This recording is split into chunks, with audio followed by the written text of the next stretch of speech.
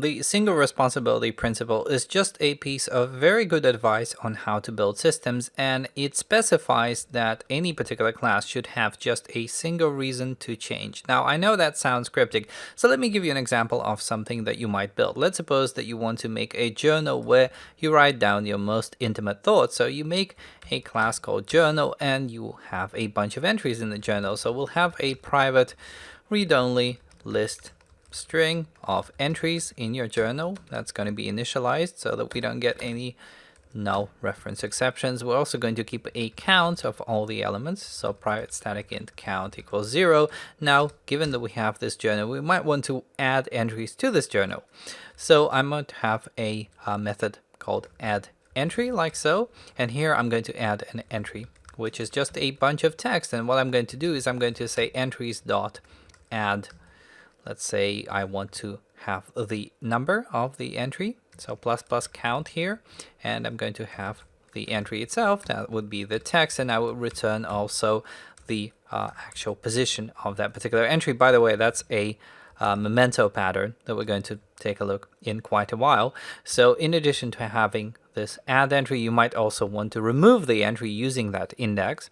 So we have something like public void remove entry, which takes an index like so, and all we have to do here is say entries dot remove at and specify that particular index. Not a very stable way of removing entries, by the way, because once you remove one of the entries, all the indices that you have to the other elements become invalid, which is something worth correcting later on. But anyways, this kind of functionality is relevant to the journal. You might also want to generate some sort of toString implementation. So let's do that. So I'm going to override toString, and what I'm going to do is I just join all the entries with a line break. So I'll say string.join environment dot new line and have the entries here.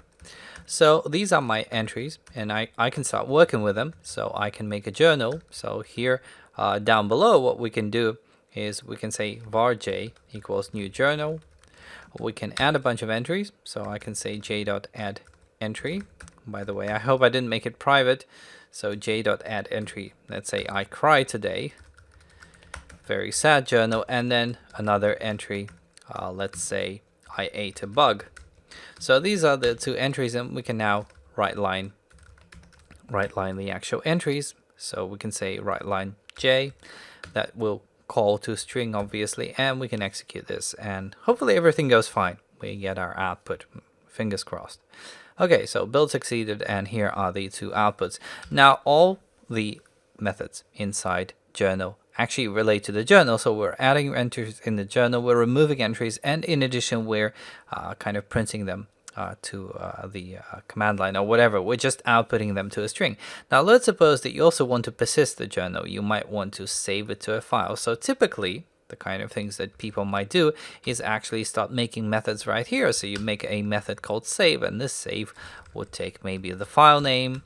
You could also have different kinds of parameters. So here you would do something simple like file.write all text or something to that effect. So file.write all text, like so. You would write the text to the file name, and you would call to string to get the actual text, of course. So this is the kind of stuff you might want to start adding. You would similarly have a method called load, which would actually also take a file name to load from, and it might actually be a static method that returns a new journal. So it might be a static journal load kind of implementation. In addition, you might have another implementation which actually loads from a URI. So you might have something like this. Now the problem here, and the reason why we're violating the single responsibility principle, is that we're adding too much responsibility to the journal class. You can see that the journal is now responsible not only for keeping the entries, but also managing all of this persistence. So you might have more than one reason to change the journal, not just to change the way that entries are stored or the functionality for removing them, for example, because what I've implemented here is not particularly efficient, but in addition you might also have additional reasons to change this when persistence changes. So this is something you want to avoid, and this is something that the single responsibility kind of mentality should hopefully get you to not do. So the idea here is that instead of doing this, what you would typically do is you'd make a new class which handles the persistence of things. And this is where you would, for example, make a method called save to file, where you can save all sorts of objects, but you can also save journals. So you would take the journal, you would have the file name, you would maybe have a Boolean flag for overriding, false by default, and then this is where you would do the actual implementation. So if somebody wants to overwrite, or there is no such a file, there is no file with the name file name, then you go ahead and you file.write all text.